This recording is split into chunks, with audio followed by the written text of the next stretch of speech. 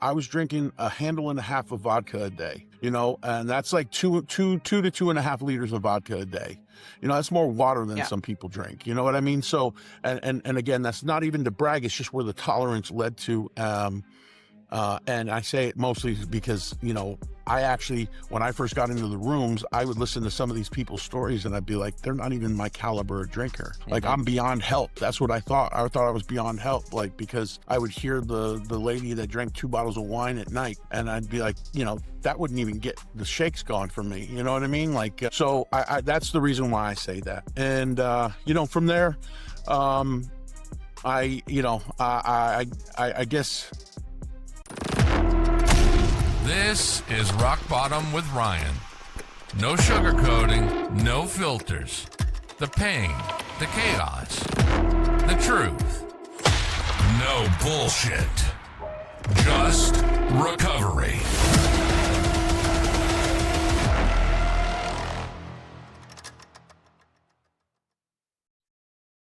Sober Strong apparel isn't just lifestyle wear, it's battle gear. We rep sobriety like a badge of honor, and every piece you throw on says you're part of the crew that doesn't back down. Every order fuels recovery with 10% donated to treatment facilities.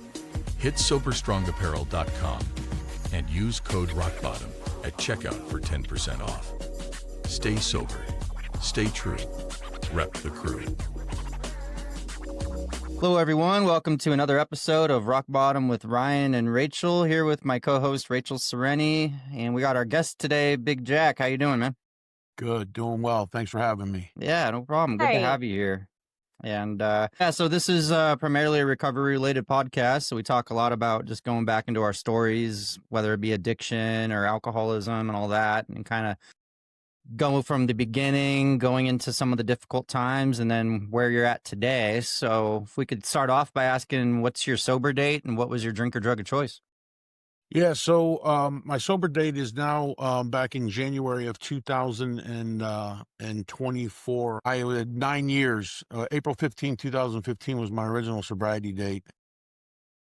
I just call it circumstances and conditions, which is what my sponsor likes to call them, due to too many circumstances and conditions that and me not doing some of the things that I was taught to do early on. I had a slip, which kind of led me down an interesting path too, which again, I do believe that there just really aren't mistakes necessarily. I don't know. It's kind of weird to think about. It's interesting because it gave me I don't know if I took it for granted for 9 years, but for whatever reason, it got me like jump started back in. And the best way I can describe it is that like, now I feel like I'm on fire again, like when I was in the first, in the first few years of my sobriety again, because it kind of gave me an appreciation. It woke me up, right? Because I got a little lackadaisical. And as a result, it's just, I'm starting to see God a lot more these days in my days.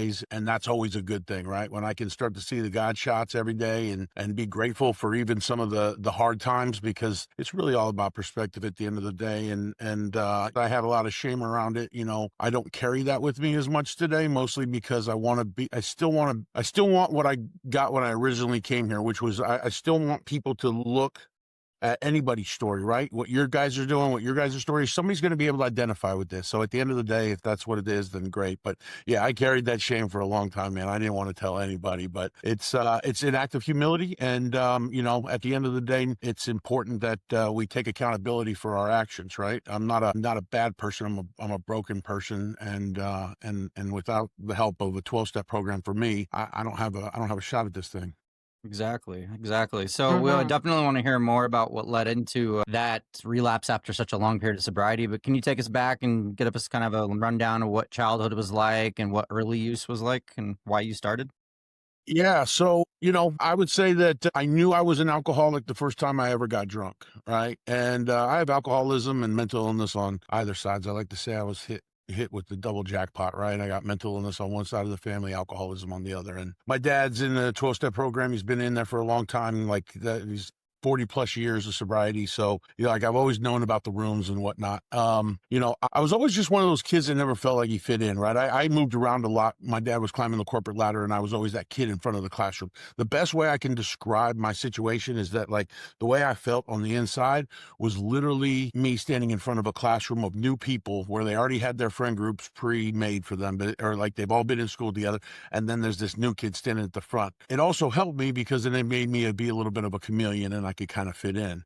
The problem is it wasn't who I really was. And I was just doing things to just fit in essentially. So, fast forward into high school, I always went to private school. So I'm super fortunate. My family believes in education and I was able to go to private school my whole life. I think I probably would be dead if it weren't for something along those lines. I do well in structure and accountability, right? I do well when I have structure around me. I do well when people are holding me accountable. So if I was able to ditch school and get away with it, you'd never see me at school, right? That kind of thing. So I remember literally the exact day I knew I was an alcoholic, which was my buddy. It was probably sophomore year of high school. It wasn't the first time I drank, but it was the first time I had that shift in the way I felt. And it was sophomore year of high school. My buddy had just boosted a bottle of Smirnoff from the liquor store and he drives it over because he just got his license and he drives it over to my buddy's house whose grandmother was just putting assisted living. So that became the kick it spot for the next like 3 summers. And we, guys do guy things. So everything is a competition. So we were going shot for shot basically. And we lined up 6 shots, me and a buddy. And we took them all back to back. And then we kind of looked at each other for a temporary truce. So none of us threw up or whatever, went outside, had a cigarette. Mid cigarette, I remember this feeling from like the tip of my head to the tip of my toes where it just kind of, it was like this transformation almost where it was like, oh my God, now all of a sudden I'm not worried about what people think about me. I'm not over analyzing situations. I'm completely comfortable in my own skin. I always say, and I know that, I typically would only say this in a men's meeting, but you guys can probably decipher. I'll keep it PG, but like, I thought I could talk a cat off a fish wagon. I thought I could get any girl. I thought I could do that. I became 25% better looking immediately. Like it was like, as the book says, in the book, in the 12-step program I work, I had arrived. I had arrived. Right then, I became a morning drinker the next morning because I wanted to feel like that all the time. Right now, I wanted to bring it into school with me. And, it's crazy because I used it medicinally for so long. Honestly, I'd have a 20-ounce bottle of vodka with me everywhere I went. And like I would just sip it throughout the day just to kind of just keep that cool, that cool buzz going, I guess you would say, right? And on the weekends, I might have overshot the mark a few times here and there, but it wasn't that bad. Let's see. So I didn't have. And here's the thing about that as well is like I was never a good student, and so summer school was always a thing for me. I'm not a dumb person by any means. I just didn't see the value in school for whatever reason. It's not something I wanted to do, and I was just always that rebellious kid that just wanted to do what he wanted to do, which was go play sports or do whatever. Yeah. The interesting thing about that day, though, is that I can actually look back on it now and realize that like all my ambitions went out with that drink. You know what I mean? Anything that I had, it's not that I had like big plans or anything, or I wanted to be anything, but I remember like career days at school and shit where all my friends were like, oh, I'm going to be a police officer. I want to be a lawyer. I want to do this. I want to do that. And like, dude, all I wanted to do was just have fun. And like, I never really thought about like life in a serious manner, although I had really good work ethic. I mean, I was lucky. I had a paper route at 12 years old and worked every single day since that day. I mean, like I've always had a part-time job. I've always had to make my own money and do my own day. If I wanted something, I needed to go earn it, right? Like that was, hard work was something that the family instilled in me. And so I believe that saved me as well. After high school, I barely graduated, made one last move down to San Diego, and I didn't know what I wanted to do, but community college was on the table, I suppose. And it was either that or an internship at like a financial institution, which I got a foot in the door through my dad. So I took the internship, did that. They ended up offering me a job at the end of the summer. So I am now working for this financial institution as like a small little cashier or whatever. And it was cool. I liked it. It gave me something to do. I enjoy numbers. I didn't know that about myself. So I got to experience the stock market for the first time. And that was always fun. Mm-hmm. Kind of had an opportunity to move back up here to San Francisco where I could be with my boys again. And did that, started working in San Francisco and then Oakland and then a few other places, and then climbed the corporate ladder. And by 2005, I had an opportunity of a career, like a real career job where I was going to be working with like the ultra high net worth community and clients that had, $100 million or more. And that was a really cool experience for me as well.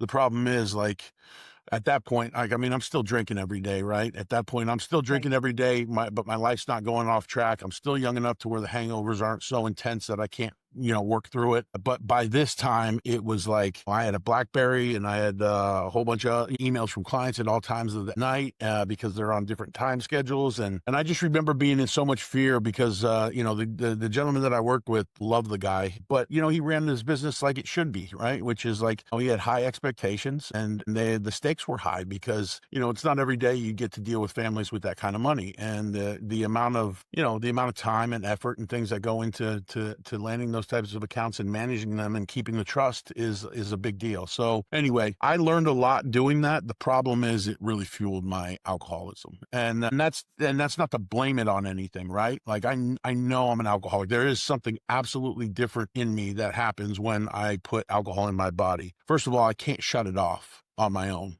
I need some form of intervention. Whether it be health, law, or, whatever, that's just what it was. So, 2008, the mortgage crisis hit, people are losing tons of money and we're starting to get phone calls, with the scary stuff. Like you guys are, we're getting blamed for this thing. Mhm.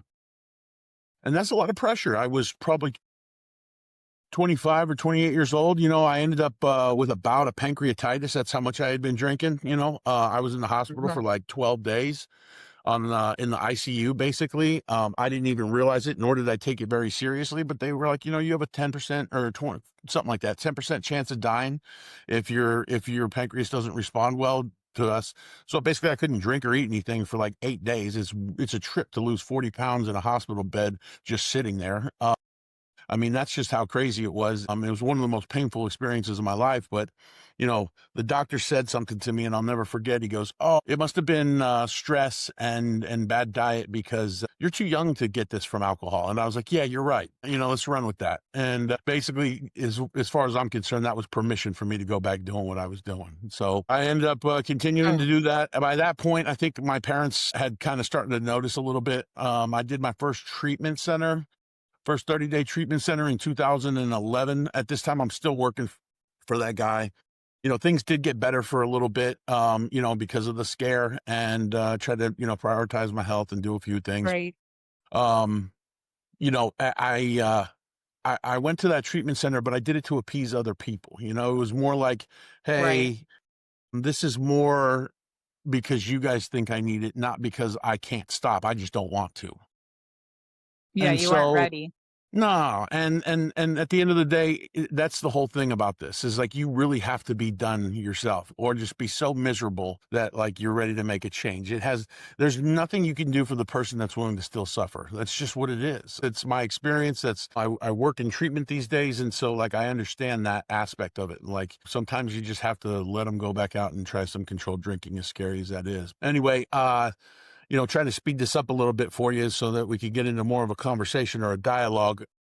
That's cool. We appreciate the background. It's good. Yeah, Yeah. just the gist of it, right? So 2011, so things escalated a little bit because now I'm hiding it, right? So now I'm hiding my drinking because Yeah. people are aware of it. I went away to a treatment center. I think everybody's looking at me, and when I come back to work, they know where I was at, and I didn't like that feeling, and so it would be this thing where I would try to hide it. And I just remember not doing it very well because of the hiding it. The hiding it would be, I would have to drink as much as I could, as quickly as I could so that nobody you could see.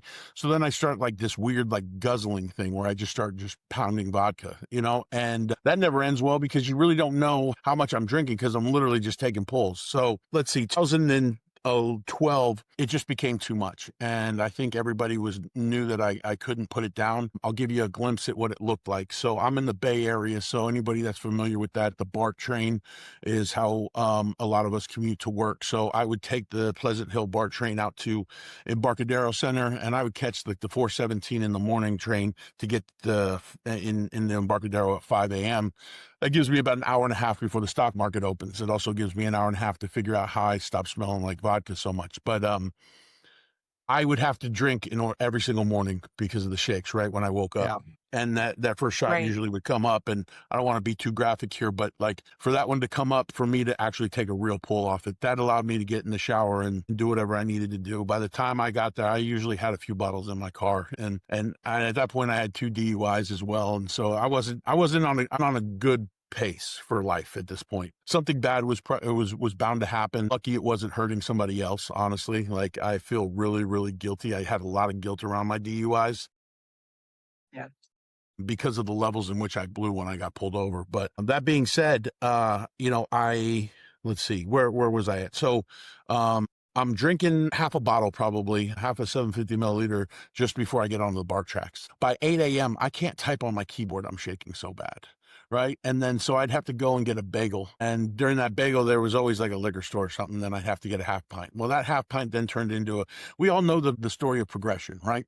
So it would have to be, then it turned into a pint, then a pint of 100 proof. And then it was that, and then a half a pint at lunch, and then this, and then that. And then it was more drinking before I even got on the train just to get home, where I'd buy the big bottle, and then I'd drink to oblivion, and then hope that there was a little bit left over at the end of the day. I mean, I was, and I don't say this to brag, like none of this is bragging. People in recovery understand that, but if for some reason somebody's chiming in and listening to this is for identification purposes only. I was drinking a handle and a half of vodka a day. And that's like 2 to 2.5 liters of vodka a day. That's more water than some people drink. You know what I mean? So, and again, that's not even to brag. It's just where the tolerance led to. And I say it mostly because, I actually, when I first got into the rooms, I would listen to some of these people's stories and I'd be like, they're not even my caliber of drinker. Like, I'm beyond help. That's what I thought. I thought I was beyond help, like, because I would hear the lady that drank 2 bottles of wine at night, and I'd be like, that wouldn't even get the shakes gone for me. You know what I mean? Like, so I that's the reason why I say that. And, from there, I guess I tried to pull it back together. The second DUI had already caught up with me. I was on house arrest and then had the ankle monitor bracelet that detects alcohol. That was fun, right? Charging both of them. Wow. I felt like a real dirtbag. And I'm sitting there trying to go to job interviews because I had abandoned my job at that point. So luckily I had, started getting like 3 months here, 6 months here, just working the 12-step program that I do and really enjoying the fellowship. I love the stories. This is sort of why I love doing podcasts. It's also why I have my own podcast about it. Like, the stories are really like what drew me to the rooms, and because it made me feel obviously better about myself that I wasn't the only one that suffered like that. But it was just, sometimes it's just, they're all movie script worthy. Am I wrong? Like, I mean, like you look at some of these, I hear about the guy that killed a guy in a DUI accident and then ends up owning a DUI school and saving thousands and thousands of lives. And it's like, which one was worse, right? Like the amount of people he actually impacted positively as a result of this negative thing happening. And you're just like, you can't think that up. Like the stories that we have, the homeless person that becomes a CEO, those types of things. It's like, what happens with people in recovery when they turn their life and their will over to God is absolutely the most beautiful thing I've ever seen. So, I'm loving going to these rooms. I just can't stay sober because I didn't feel like doing the steps. I didn't think those things applied to me. I kind of looked at them and I said, yep, I pretty much did that. I didn't really harm anybody. I don't have any resentments. I'm just going to move on with my life and keep going. Well, no shock. I couldn't stay sober. And so I had ended up getting another job at another financial institution, luckily, and drank myself out of that job the same exact way, right? So now I'm scared as shit because I don't know what to do because I also don't have a college degree to fall back on. I can't work in this industry anymore. My name's tarnished. I got nothing going off. And so I reached out to my parents for help like one last time. Like I literally felt my body shutting down at this time. I could barely get off the floor in my condo. I think I was on like a 3-week bender where I don't even know how I survived it, honestly. I asked for help one last time from my parents, went away to a treatment center and did 5 months. And I didn't want to do that. I went to an all-male treatment center. So I was pissed when I got there. Here's the thing. It was the first time I ever asked for help and didn't want to control the situation, right? I was like, tell me what to do, And I told my mother, I was like, I'll go wherever you say for however long, and all these things. Well, that was when I was under the influence. And so when I get to this treatment center, it's all male. I'm like, well, I need a rehab girlfriend. And I'll do this for like 30 days. What do you mean this is a 90-day program? Well, the cool part about getting clear is that it took 30 days for me just like to clear my head up. And then I was finally able to start absorbing some of that program. And then by 90 days, it's a trip to think that I actually made my own decision to, do another 90 days. I didn't know how I was going to stay out in Marin County. And that's when God started entering my life, right? I started doing the steps at that point with a sponsor. I had met a guy. He said a cool ass line, which I can't wait to share with you guys. He would always raise his hand at the meetings, and this is how he got me. It was hook, line, sinker. I'm telling you.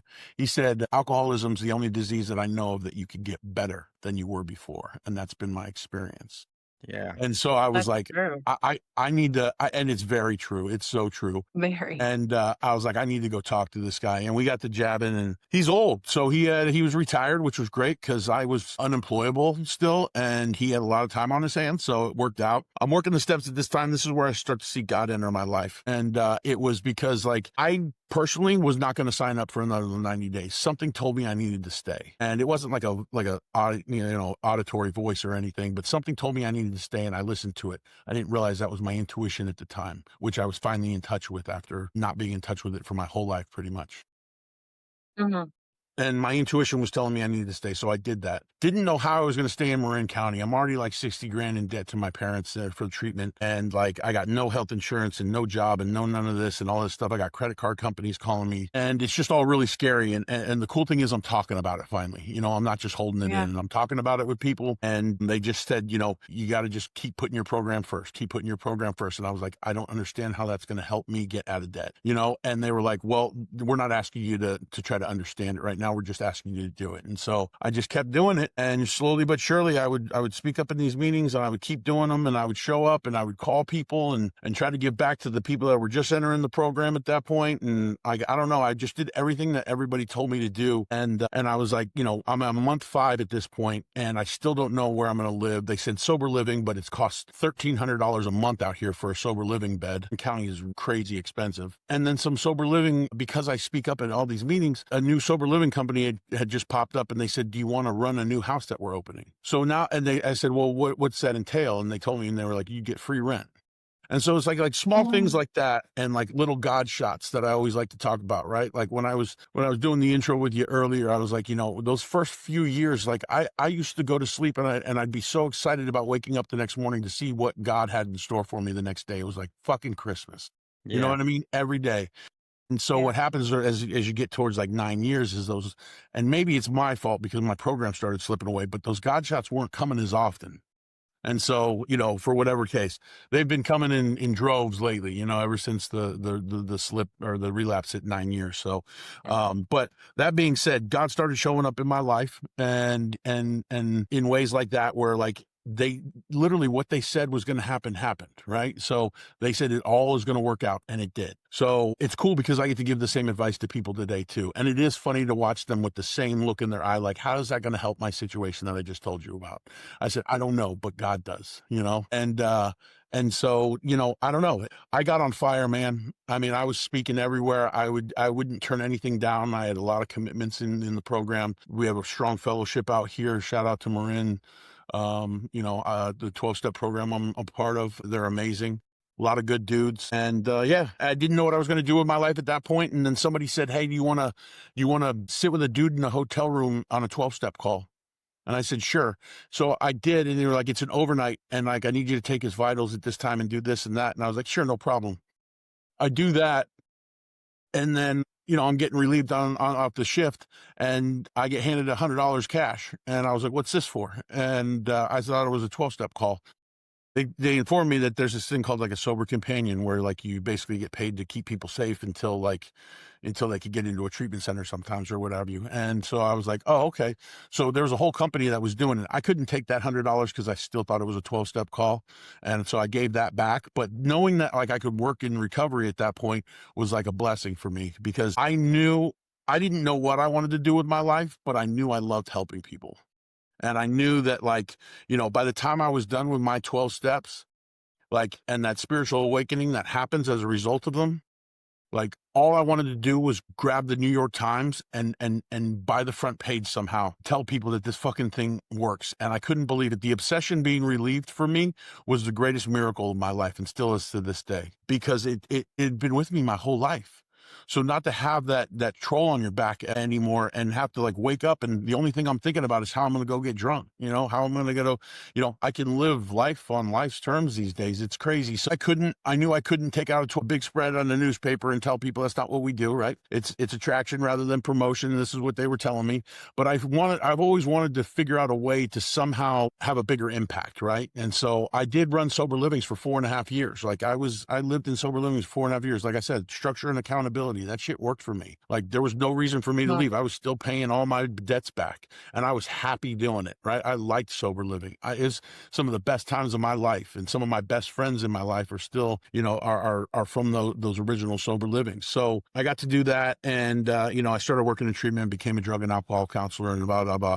All this stuff that I was able to do, and found that I can work in treatment, and then started having the conversation with people, and I started seeing like these podcasts that were out there, and that's when I was like, oh wow, like that's right. Bill Wilson probably never even fathomed the internet, let alone a place where we could speak virtually to each other, or or even have video recording devices that actually made phone calls too, right? Like there's so many ways we can do this, and I do respect the traditions of the program that I work, and so I'm trying not to say it by name because I certainly don't speak for them. Also, it can be tarnishing for somebody that maybe is trying and then they hear me relapse and they say, see, it doesn't work. But it's not because of the program. It was my fault that happened. It has happened to me. it had nothing to do with the program. I stopped doing the program because life got big. And as a result of that, I paid the consequences. And, very lucky. I'm one of the lucky ones that didn't have to go too far. Like I said, I still had to be separated from it. I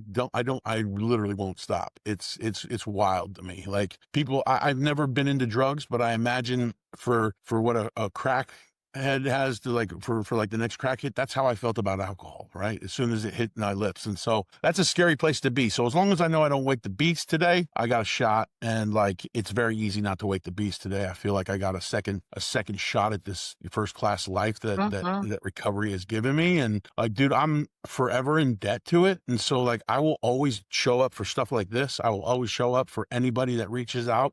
My phone rings like crazy. Nobody called me before I got sober. They didn't give a shit about me. They were like, don't call Jack, he's going to ruin the party, or don't call Jack, he's going to do this. Like people were sick of me, man. And I have such a big life today that like I have to be careful about how I manage my time, because I also love the work because it helps people. And then yet I have a girlfriend with an amazing relationship, and I got parents that are getting older, and I got all these people, and I got to go see, I got to still do my program of recovery. And it's like, there's only 24 hours in a day.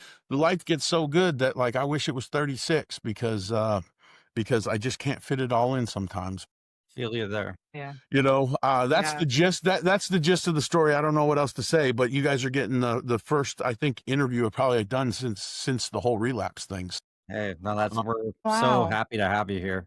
Yeah, my pleasure. Are you kidding me? Like I said, I probably wouldn't have been able to do this thing about 6 months or a year ago. Still had a lot of shame around it, but I did hear a lady in a meeting say, well, now my story has just evolved to the point where like I'm speaking to the people who do experience this. Yeah. Right. Exactly. And now my story can help somebody that has had that, because it was so hard to come back in, that like, I don't ever want somebody to feel like it's like, I don't want people to, it was so much harder than getting sober the first time.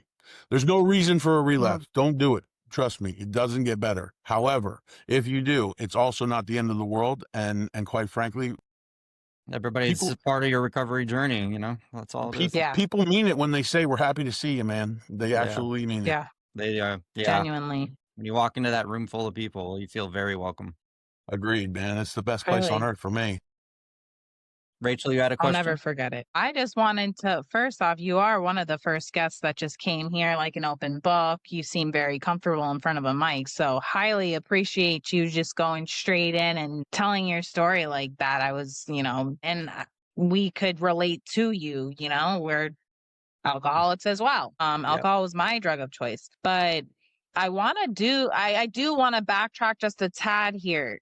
because I let you speak and let you just tell your whole story. But I want to kind of backtrack a little bit. And is there something that you think, because from what I heard, it sounded like you liked the feeling of the confidence that you first immediately felt at that feeling when you had that cigarette that you were explaining. But was there something deep down that you think from childhood that you possibly could have been running from? And credit on that question, by the way, because Mhm. that's a hell of a question for a podcast, and quite frankly, so appropriate given my circumstances, because I only ran on a 12-step program. I suffer from other underlying issues that weren't getting attention. I went back after the relapse. I had to reevaluate everything. So yes, I had to go back to therapy is what I did. And I did a whole lot of, oh God, inner child work. I did a whole bunch of trauma work. I did a whole bunch of other, I'm still in therapy, and I don't have any problem saying that because it's been helpful. And like, quite frankly, it's probably the reason why I was able to eventually, get over this thing and get back into things. So, there is stuff, and it's highly personal. I don't necessarily care to go into all of it at a podcast level, but I do appreciate the question, because more than anything, it's important for people that are listening to realize that if you do have those underlying issues, that like you may need more than just a 12-step program. Like that's not a Yeah. fix all, Yeah. right? And medication where necessary as well. I never wanted to be on medication. I always hated medications because of the side effects and whatnot. And it goes beyond like depression and anxiety growing up, because there's Yeah. sometimes we experience certain traumas that may have caused those things, and then sometimes in recovery we start to discover like things that happened, 20, 30 years ago, and we're just like, wow, maybe that stemmed from something. Yeah. Well, that's what it was, right? The inner child work really allowed me to go back and look, because if you ask me, and I'll still tell you to this day, I have the world's greatest parents. I'm biased, but like I have the best parents in the world. But every parent's going to screw their kid up somehow. That's just the fact of life, right? Because there's no playbook for it. Every child's different, and like certain people need to be parented in a certain way. So it's not always like this black and white. We live in a world shades of gray. It's nothing but shades of gray, and so like a parent, it doesn't matter who they are. They could be the smartest, the most intelligent, the most loving. Give the child 20 out of 24 hours a day and be with them constantly. That might screw up a kid, right? No, nobody knows, but like somehow there are things that happen to us in our childhood that aren't like these big moments. Like I was never molested. It was never anything along those lines. Like I had the greatest parents ever. So when people ask me to do this inner child work, I'm thinking to myself, that's pointless. There's nothing that happened to me which, propelled my alcoholism. And then I did it, and I was like, oh, yeah, I can see how that might have had something to do with the way I felt. Certainly moving around a lot as a kid, like I said, learning how to lie right away. I learned how to lie because I wanted people to like me. I had already suffered from alcoholism as a child, just being dishonest about, what I was to these kids, because I wanted to fit in into all these new schools that I would go to. And so as soon as you start lying and you start seeing that it's an effective tool. It's a tool. The problem is like you get further and further away from yourself, right? You get so far away from yourself that you don't even know who you are. And that almost like anxious apartness is something that like, really, really drove my alcoholism for sure. Because I thought if you knew who I really was, you wouldn't like me. Yeah, I totally get it. Totally get that. I have a Right. question. So what, say you're 9 months or 9 years sober, what was going through your head that day? How close did you come to stopping yourself, or was it just kind of the case of the efforts? How'd that go?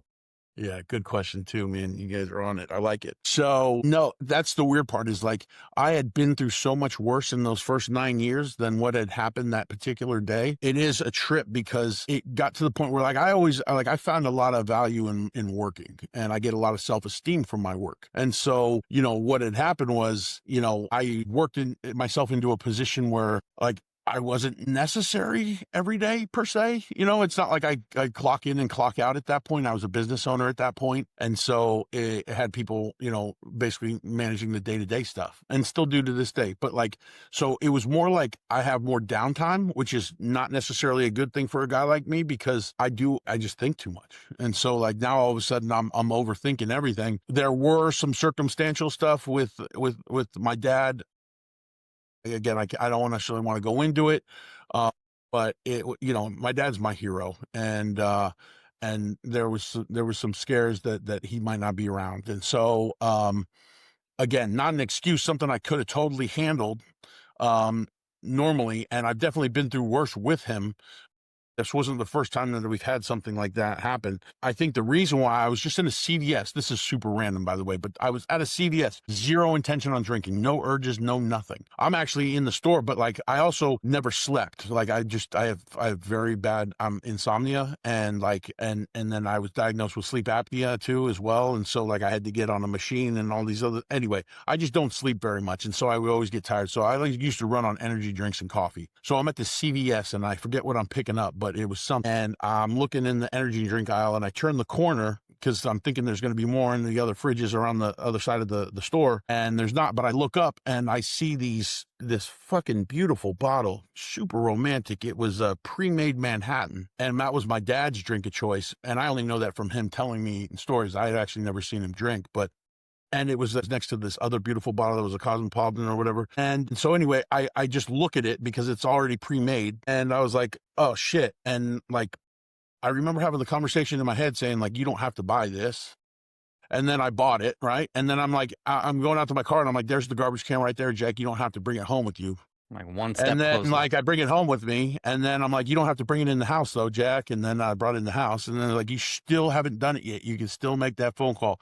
And then you called it the F-its, right? And so that's essentially what had happened, because like I remember every single step. There was about 4 or 5 steps in there where like I was like, you still haven't done it yet. You don't have to. And like, what are you gonna do? And so that's all that had happened that night. The problem is, like I said, I can't shut it off. So the next day I woke up, and now all of a sudden I got this phenomenon of craving going on in my head, and the only way to cure that is to drink again. So that ended up with like a week-long thing and requiring a detox again. Wow. Thank you for your honesty. So when you were looking at that Manhattan, the pre-made Manhattan, your father came to mind. So maybe some sort of like fear and sadness was going through you. So you were just like, let me just grab this. It's enticing to me. I try not to over-examine it, but you could have a point, and again, trying to understand that is like, I don't think anybody ever will understand that. It's just, I mean, it's the story of the alcoholic, right? It's the jaywalker. It's the guy in retirement whose carpet slipper comes out. It's like, it's like all the stories that it's the little whiskey in the milk, right? It's the small justifications for us not doing the things that we're supposed to do, Yeah, And when you do that, it has consequences. It's just what it is. it does. Mhm.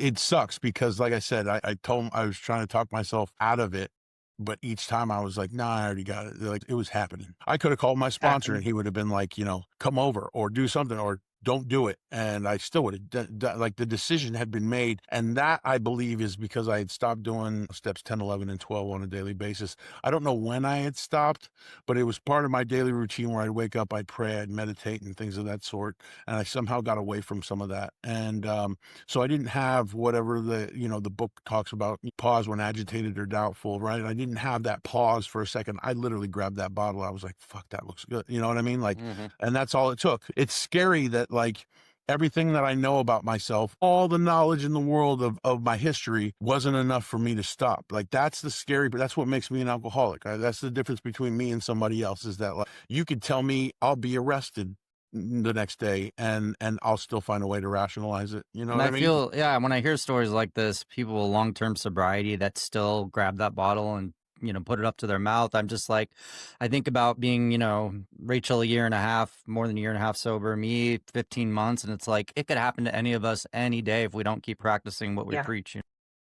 Yeah. And, I'm not under any delusion either. Like, there are people with 20 years of sobriety and I don't want a fucking thing that they have. And I don't say that to just make myself feel better about the situation, but really it is 24 hours at a time, and that's what I really hyper focus on today, is that like, I need to make the most out of today. I'm fortunate that I got to wake up. I'm already, like, the way I see it is like, I'm on borrowed time anyway. This is all bonus time for me. I should be dead. I'm not. I believe that's for a reason. And so I want to put as much positivity be an impact on this world as I can before I leave. I believe that's the reason why the obsession never came back, by the way. I want to say that and I don't think that's the case with everybody, right? So like, the mental obsession, I guess, was there. And then I went away to detox. And like I guess that whole, like, I don't know, it just didn't come back after I had separated again. And that's not everybody's story. So I feel extra blessed. Right. So routine was keeping you straight and you kind of derailed from it and then you just didn't give a fuck.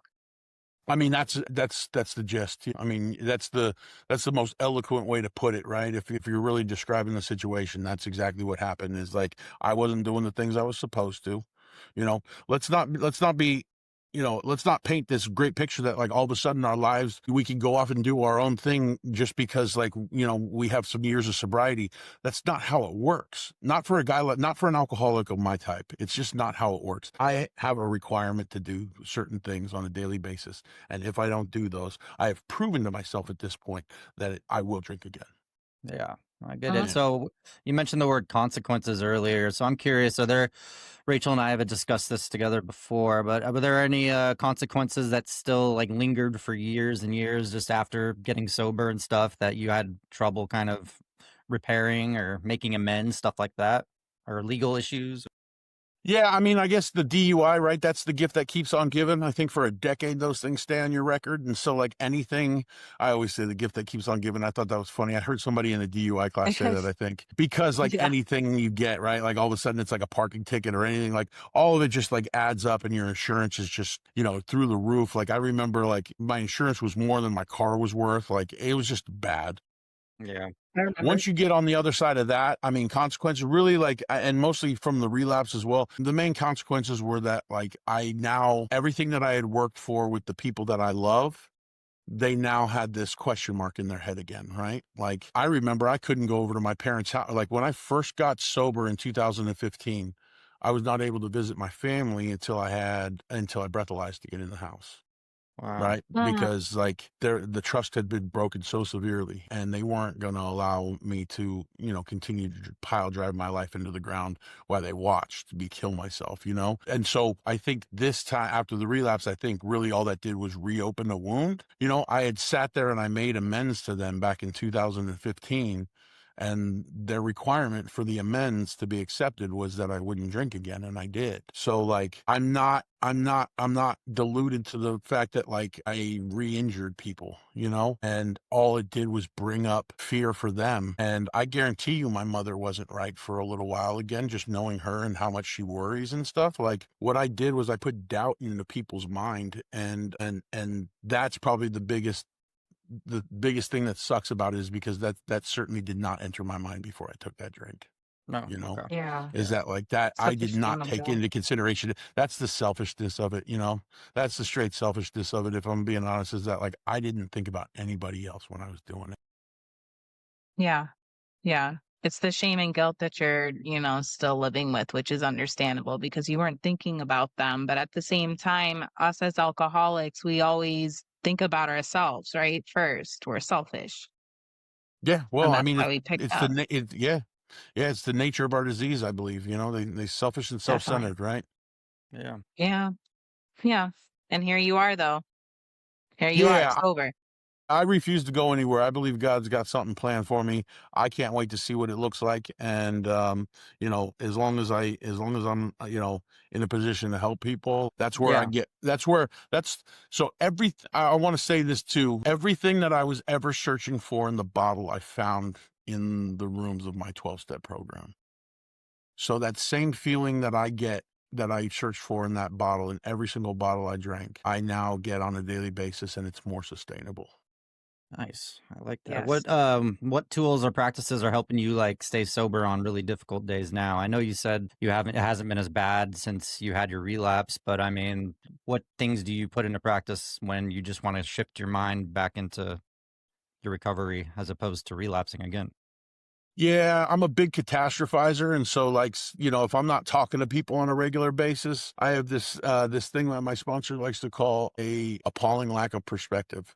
I do not have good perspective around things. I look at a situation and I immediately think like the world's ending, and it's not. And so I catastrophize a lot. And really, at the end of the day, what's important is that like, as long as I'm talking to people, they'll tell me it's not that big of a deal and you'll get through it. And like, history has shown me that I'll get through it. I don't have a lot of hard times. They're different kind of hard times today than they used to be. And so that's the other thing that I can't lose perspective of either, is that like I have a pretty cool life. I love doing this podcast stuff too. I got to meet some cool people, and I'm still doing it. And it's just been the funnest thing I've done since I've gotten sober, probably, to be honest with you. Awesome. And let's see, I have like a morning routine, which I think is important for a lot of alcoholics. Let's hear about Right? You need, oh yeah. So I wake up, Yeah. I do 10, 11, and 12 of the 12 steps, right? And so, the first thing that I'm doing is like, and I do it out of the book. So like, for those that are book junkies, like pages 83 through 88 essentially is like, they talk about retiring at night, but then the morning of we plan our day out, right? And there's like, a bunch of questions that you go through. I'm big on meditation and I'm big on breathing. And so I do a lot of Wim Hof breathing. It helps me go to sleep at night. It also helps me stay calm. For whatever reason, my resting heart rate's like 108. It's crazy. And like, I'm just like, because I don't know if it's because I don't sleep or what, but the 4 or 5 hours of sleep that I do get a night, it's not necessarily the best quality. So it's still something that I work on daily, on a regular basis, but like breathing calms me big time. Right. And then it helps me take a moment, and I allow that pause usually within those moments of breathing. And then, I meditate on it, which is, I pray in the morning. I ask God to relieve me of the bondage of self. And I say, I got this other, sort of long-winded prayer that I do that I'll spare you of. But, and then which is listening, and then I listen. And listening for me, like I said, it's never been auditory per se, but the listening is like my intuition. It's like sort of like how I connect, the drop from my head to my heart sort of thing that they talk about, right? Like where I'm leading with my heart instead of my head today, and usually at that point, I try to do some 24-hour readings. I don't do them every day, I'll be honest with you, but I certainly pray and meditate every single morning. And then I try to direct my attention to somebody that may need help. Yeah. That's the idea of like the best day. Yeah.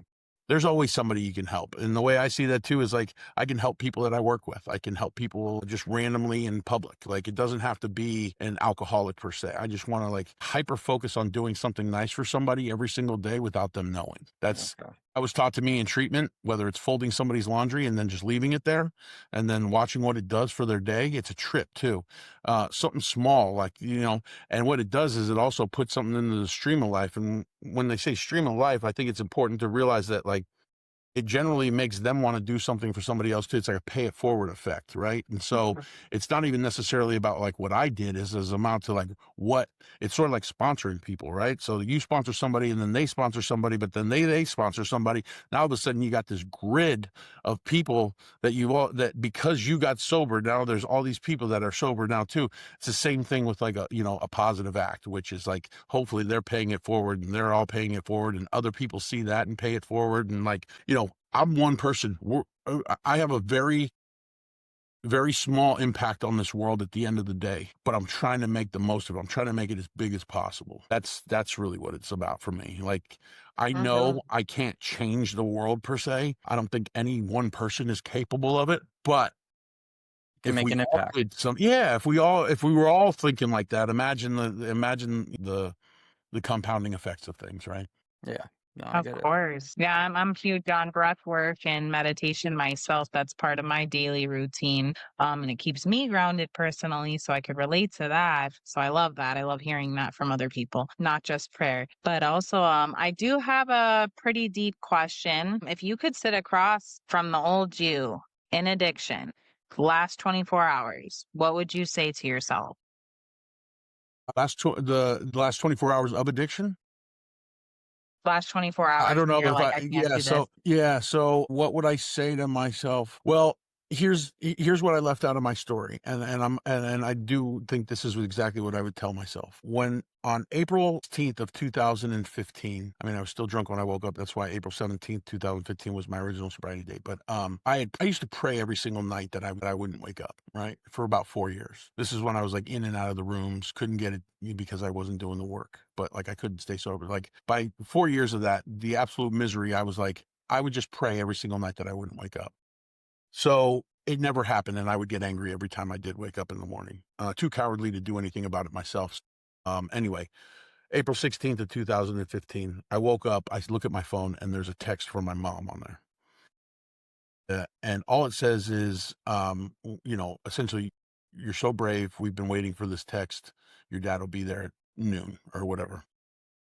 I don't even remember what I said because, like, I must have texted her in a blackout, which is interesting because I always say I had my moment of clarity in a blackout. Mm-hmm.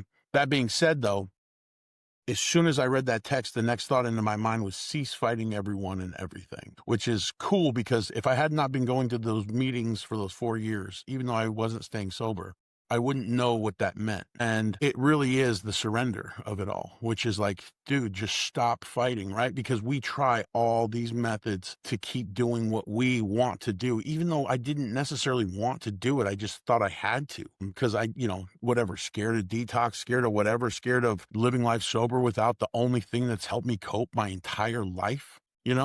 Without having that buffer between me and the world that allowed everything to be okay. Like, so I'd look at myself and I'd be like, I know you're scared, but cease fighting everyone and everything. Because until you do that, you can't get help as far as I'm concerned. How, Yeah. alongside that question, how are you different now, personality and how you approach life as opposed to how you were when you were at the worst in your addiction? Like, I remember you said you drink to kind of bring out this side of yourself, but do you feel like you're kind of like that now naturally, but better? Yeah. So, I mean, I've embraced who I am as a person and realized that I'm not going to please everybody in this world. And that, at the end of the day, I've said this on my podcast multiple times as well, is that like I spent so much time trying to get people to like me that I don't even necessarily like. It's bizarre to me, but I always like this people pleasing aspect of my life. I think being in recovery long enough at this point, I've realized that like it's an impossible task. And so all I try to focus on is that like, what am I doing that will allow me to have as many people as possible at my funeral? Meaning like, how many people can I positively impact enough to where they feel it's worth their time to come to my funeral? Because that's really what it's all about, right? Like I used to live my life when I was in finance thinking that money solved all problems. Money bought happiness. Money was able to do all these things, and it doesn't. And I'd never been happier than when I was broke and in debt in sober living, but doing it with 5 dudes, going to meetings in the car and going out to eat afterwards and just, and living sober. Like that was more fun to me. And that's when I realized that money had nothing to do with it. And that the only thing that mattered in life is that what we, who we can positively impact on a regular basis. Like that's 100%. literally all that matters. We're going to be gone before we know it. Like, I don't want to get political here, but like Charlie Kirk, like that whole thing is like almost gone already. Like I don't even hear Charlie Kirk's name on a daily basis like I used to. It's like, Right. and he was like very impactful, whether you liked him or not. He was very impactful. And I'm thinking to myself, like, I'm going to be a distant memory a week after I pass. And so like, really like I don't want to be that just to random people. I would rather do something that leaves a profound impact on the people that I love. That's the best way Yes. to put it. Perfectly said. I hope I didn't That's go off on too beautifully far of said. a tangent. I'm just saying, Not at yeah, all. like, No, that was perfect. No, yeah, that's beautifully yeah. said. And it's true. You never, I've been to a funeral where there was only 4 people and I was one of the 4. And I thought that exact same thing. Did that person impact enough people or did they not in their life? And she didn't. So exactly, you're right. How many people are going to be at your funeral? How many people are you going to impact in your life? What can you do to do better in your Well, that's how life? I would, And you're doing it. that's how I would consider being successful today, I guess, right? It's not the money. It's not the accolades. It's not this. It's my success is based on, my success, I believe, is based on how many people are at my funeral. That's how I'm going to base my success in life going forward. Mhm. And I heard something. Let me see if I can find it real quick because I don't want to do it any I always paraphrase and I end up slaughtering how beautiful something is written. What was it? Oh, we measure ourselves through the eyes of the ones we love. Right. And that's exactly how I feel today. Right. It's like my self-esteem comes from the way the people in my life that I love look at me. And I don't ever want to let them down more than anything. It has, I'm through trying to please everybody. It's an impossible task and it's just a waste of energy. I definitely try to, be a good person wherever I go. I got great morals. Like my parents, like that's the cool thing too, is that like from a moral standpoint, like I was an altar boy. I was in mass every Sunday, like catechism, like you name it. Like I went and built houses for poor people. Like I didn't go into any of that stuff, but like I was raised really well. And like I did nice, like my life I wasn't one of those guys that was robbing houses and stealing from people and doing all this stuff. Now I sold drugs, I did some things that like my parents wouldn't have approved of for sure. And was I great to everybody? No, but like, I don't think I had one of those stories where it's like, I wasn't, hog tying people and pistol whipping them and shit, Mhm. I didn't Yeah. have those type of amends Right. to make. Yeah. Well, I mean, you hear people go down the path, Yeah. people go down a wild path, and I don't have any judgment Yeah. towards them, right? When people are in their addiction and they're just doing what they can, like I know plenty of people, like my dad's sponsor was in, a bill collector for the mafia, so it's like, they, I did you some break bad things myself. how do you make amends for breaking kneecaps? I don't know. Like, Right. luckily I wasn't his sponsor, but yeah. Yeah, I have a guy in my 12-step program who worked for the Gambone family back in New York for a long time. So I was just kind of like, some of his stories, I'm kind of like, how the heck did you do that? Right? Yeah. How do you make amends for this stuff? I mean, I do love the fact that like nobody's too far, and I want to say this loud, nobody's too far gone That's for true. some form of deliverance. Like I just do believe that I do believe that everybody is worthy of sobriety and what comes of it as a result. I mean, we had Johnny Bartolomeo, or I'm butchering his last name, on our podcast recently, and he's an interesting guy. He owns a little clothing called 27 Straight. He did 27 years in the pen. He was part of a biker gang and did all that stuff. Interesting story. I'll try to get him on your podcast if Please you're do. interested. Like he's such a cool guy. Yeah. But like seeing what he's doing with his life, whether it's toy drives for the kids that can't afford toys and like all these stuff, like these people just turn their lives around. Like That's beautiful.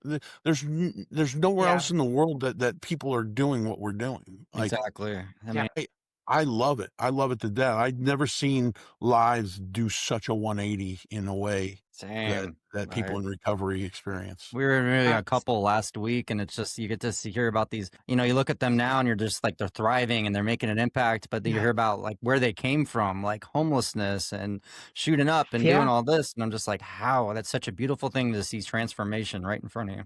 It's incredible, Literally. and that's God, man. As far as I'm concerned, only one person can do that, and that's God. I agree. Yeah, definitely. So for me, I want to say first and foremost, thank you so much for sharing your story on our show. But again, would you like to shout out your podcast? I appreciate it. Yeah. So we're the Pull PULL podcast. You can check us out on Instagram. It's the.pull.podcast. And you can find our episodes that are dropping on Spotify as well. Same thing, same handle. We're new. We don't have a ton of episodes out. We only have like 21 episodes out, but we plan to do some more. I mean, I have like a year's worth of content that we're still trying to get out there, but it's fun. Again, trying to see people's stories. Like we're already seeing a trend going, right? And I do believe it has something to do with maybe not just podcasts, but people being open about their recovery and recover out loud. This whole movement of recovering out loud, I think is so important because, breaking stigma, realizing like, listen, I don't care what people think of me. Like it's not going to, like, maybe if I was still in finance, I may be a little bit less out there doing stuff like this. Or if I had a job where it's just not okay yet to be an alcoholic per se, because there's still either the stigma or people don't understand it. But I work in recovery essentially, and I have my own podcast. And the way I wear recovery like a badge of honor, because like the way I see it is like, we all went to war against something. And like, that's why when I see other addicts and alcoholics, like I give them a good wink when I'm walking by. Like it's like an unspoken language. Like I run into people everywhere and I see them and it's just like a nod and it's like, yep, we survived that shit. It's sort of like, and shout out to the people in the armed forces and our military and all that. I don't mean any disrespect by comparing it to that, but it's very much a brotherhood or a sisterhood in that sense that like we survived something very dangerous together. And like the way I see it is like, we have a bond that something that not everybody will ever understand unless you're one of us. Yeah. Well, that's Yeah. beautifully said. Mhm. No, I agree. So on your podcast, you guys discuss a lot of things about comebacks and raw struggles too. So that's pretty cool. So I'm glad we're Yeah, I all mean just that's getting really what it's people to share about. their Real stories. stories, raw struggles, powerful comebacks. Like everybody loves a good comeback, right? I mean, I love the underdog story. I love the comeback story. I love the just, it's just I don't know. Those are the movies I like to watch, Yeah. and so I'm a big documentary guy too, and so I just love hearing about stories where something miraculous has happened. I feel like we're all miracles, and Yeah. these aren't stories that just like there's not like I guess there is a program, it's probably 12-step I would say, but other than that there's not like you can't go to school for these comebacks, right? Like this is something that's so divinely inspired that like you can't look at it and be like there's no God. I know. And it all manifests from Right. making one big decision, and that's to quit and to start something new, Amen. Yeah. So Yeah. what did Rachel and I probably want to know, what advice would you give to our listeners who are still struggling right now or just new to recovery or sober curious? What would you say to them based on your experience? I just want to tell people to be kind to yourself. I think we're so hard on ourselves out there. I just think like, dude, if somebody were to walk up to me and tell me the things that I would tell myself when I was in active alcoholism, I would have socked them in the face. It wouldn't have been acceptable, but somehow we allow it ourselves to talk bad. Give yourself some grace. I also want people to understand that, like, I know 30 days, 60 days, 90 days, even a year sounds like a really long time. But if that's what it takes for you to like go away for a while to get well, all you're doing is adding to your life, so much more.